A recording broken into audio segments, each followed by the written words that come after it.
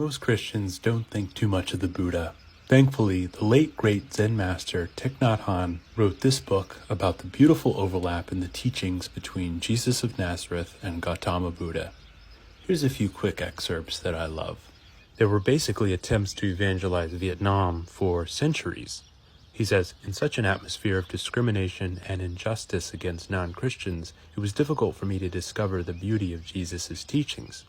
It was only later, through friendships with Christian men and women who truly embodied the spirit of understanding and compassion of Jesus, that I have been able to touch the depths of Christianity. The moment I met Martin Luther King Jr., I knew I was in the presence of a holy person. Not just his good work, but his very being was a source of great inspiration for me.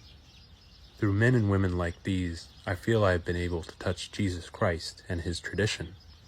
On the altar in my hermitage in France are images of Buddha and Jesus, and every time I light incense, I touch both of them as my spiritual ancestors. I can do this because of contact with these real Christians. When you touch someone who authentically represents a tradition, you not only touch his or her tradition, you also touch your own.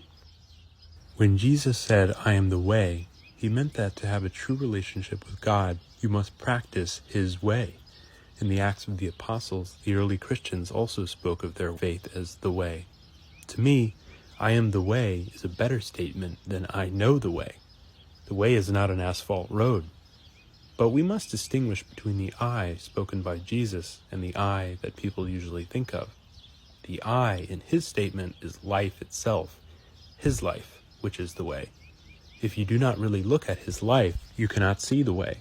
If you only satisfy yourself with praising a name, even the name of Jesus, it is not practicing the life of Jesus. We must practice living deeply, loving, and acting with charity if we wish to truly honor Jesus.